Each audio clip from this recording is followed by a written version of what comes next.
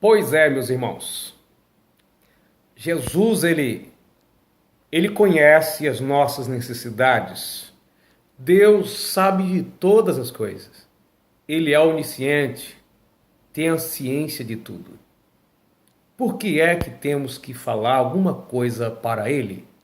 Se Ele já sabe antes mesmo que nós venhamos pensar, ainda que não haja em mim palavra, diz o salmista, tudo tu conheces. Mas nas Sagradas Escrituras, a Bíblia fala muito sobre oração. O próprio Jesus viveu em oração. O profeta Elias orou, Moisés viveu em oração. A Ana, mãe de Samuel, orou a Deus. Daniel orou. Enfim, Deus já não conhece as nossas necessidades? Por que é que nós temos a recomendação bíblica para orar? Entre muitas explicações que nós podemos dar, eu quero falar apenas um ponto neste momento com você. Mas antes disso, eu quero ler em Mateus capítulo 6 e o versículo 31. Não andeis, pois, inquietos, dizendo: que comeremos, ou que beberemos, ou com que nos vestiremos? Porque todas essas coisas os gentios os procuram. De certo, o vosso Pai Celestial bem sabe que necessitais de todas essas coisas. Da comida e da vestimenta, o Pai Celestial, ele sabe que nós precisamos. Não precisamos viver inquietos. Mas a Bíblia, como já disse, sempre nos recomenda orar, e nós vamos ver na palavra de Deus, o próprio Paulo dizendo assim: orai sem cessar. Jesus disse: tudo que pedi ao Pai em oração, crendo, recebereis. Enfim, a ideia de orar, de pedir, de suplicar.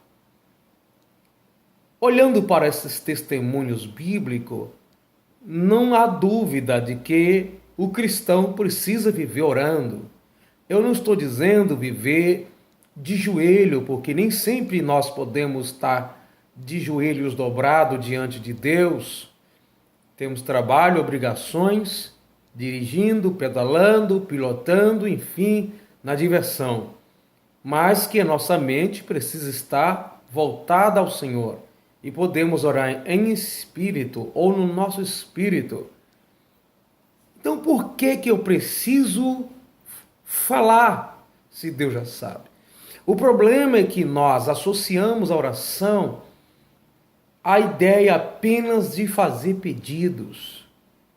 Nós associamos a oração apenas a momentos de aperto, de buscar socorro, momentos de angústia, de desespero, né?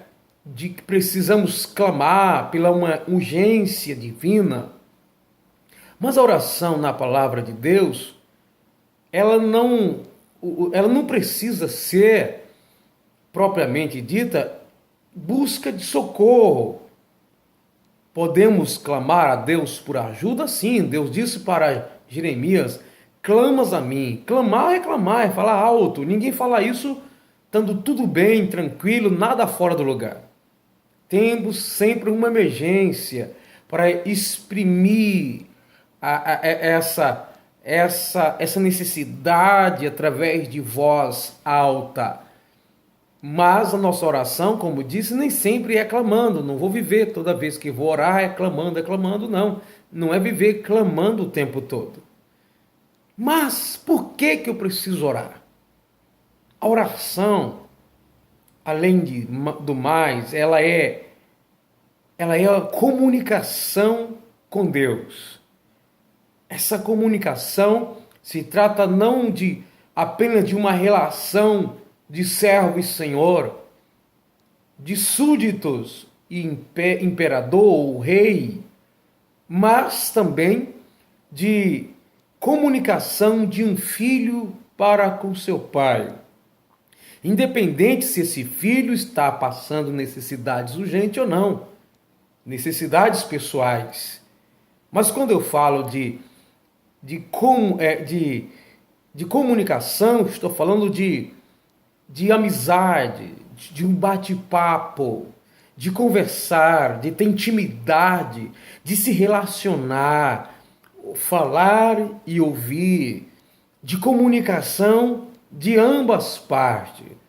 Quando nós temos comunhão com Deus, nós falamos na oração e Deus fala também conosco.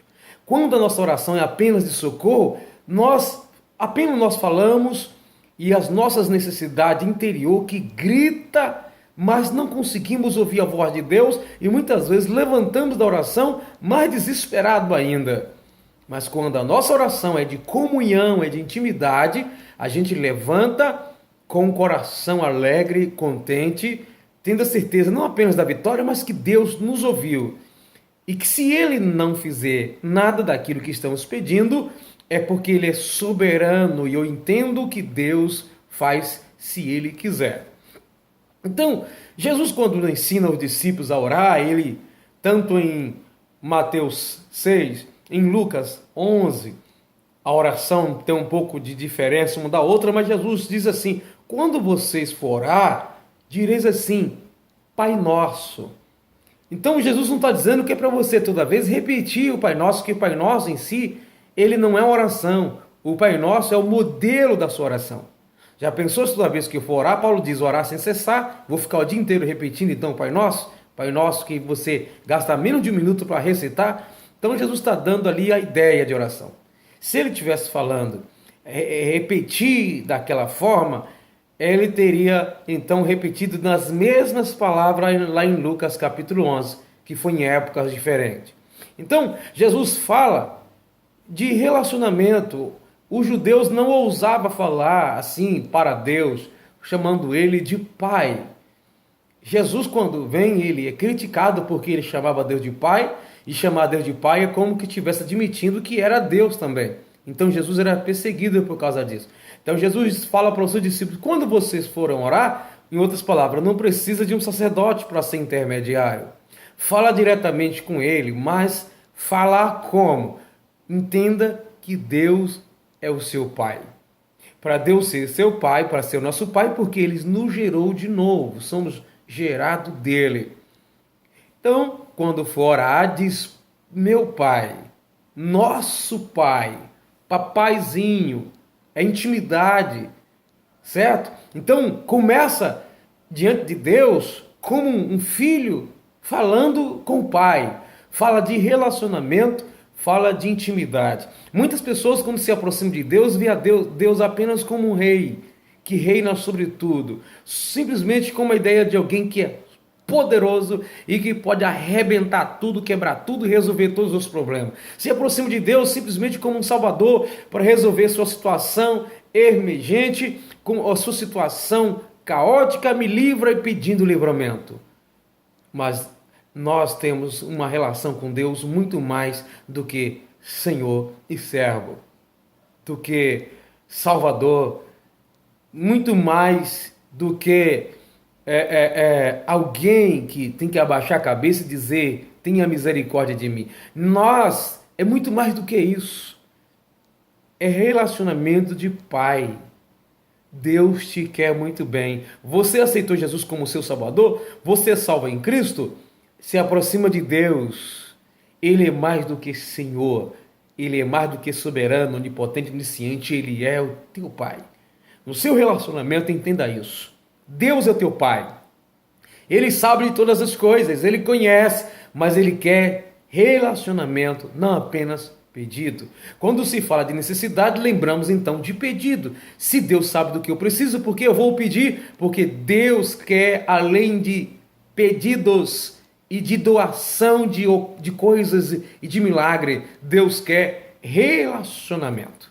Deus abençoe a sua vida. Espero ter te ajudado. Lembre-se bem, quando se aproximar de Deus, não pense apenas em fazer pedido, me dá aquilo outro, não. Tenta buscar essa intimidade com Deus, compreender a voz de Deus, compreender a intenção de Deus, o querer de Deus para a sua vida.